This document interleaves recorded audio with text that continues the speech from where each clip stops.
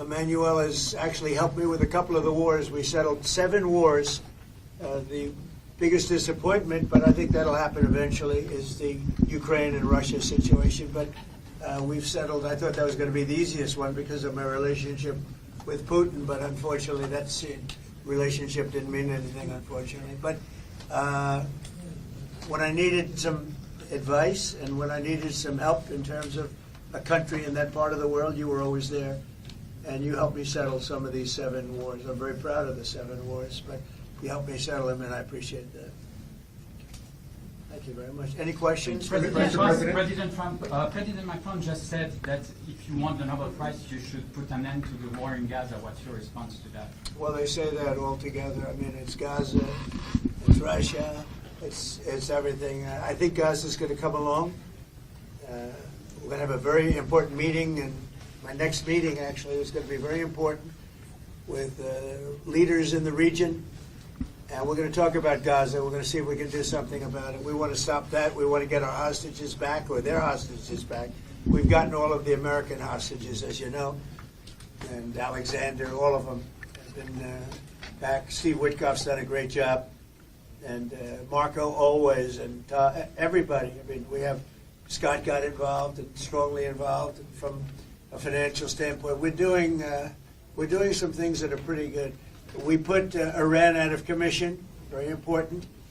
It was called the bully of the Middle East, and they're out of commission. Now we're going to have a meeting today. I think it's going to be a successful meeting with all of the leaders of many of the biggest, I would say, the most important countries having to do with Gaza, indirectly and directly.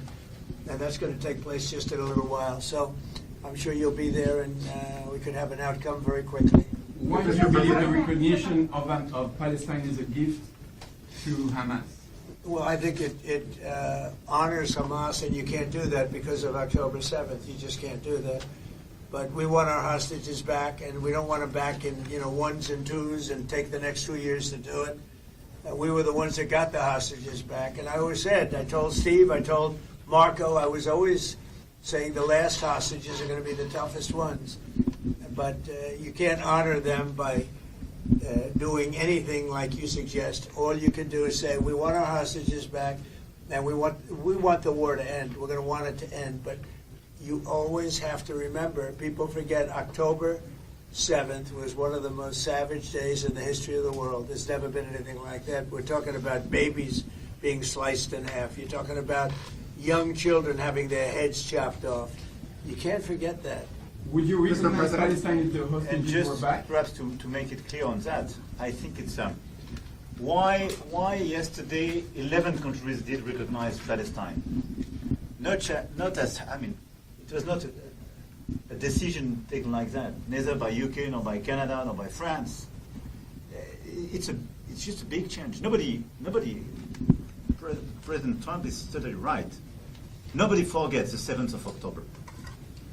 I went there a few days after, taking families in my hands, and we experienced all together these horrific attacks. And by the way, we lost a lot of French people in this terrorist attack. But after almost 2 years of war, what is the result? Once again, they killed the top leaders of Hamas. It works. This is a great achievement. But at the same time, you have as many Hamas fighters as you had the first day. So it doesn't work to dismantle the Hamas. This is not the right way to proceed. So we need a full-fledged process, and we worked very hard on the day after, and I totally share the sequencing. The release of all hostages, the ceasefire, the resume of humanitarian aid. The day after in Gaza to stabilize the land. And we need a political perspective, and this is why we took this decision on recognition. Would you recognize Palestine if the hostages were back? Well, I have to say that I'm on the side of Israel. I've been on the side of Israel really my whole life. And we are going to get a solution, and it's going to be a solution hopefully that's good for everybody. But it's time to stop. We're going to have that very important meeting. I think the meeting we have coming up in the next hour is going to be one of the most important meetings that we'll have here.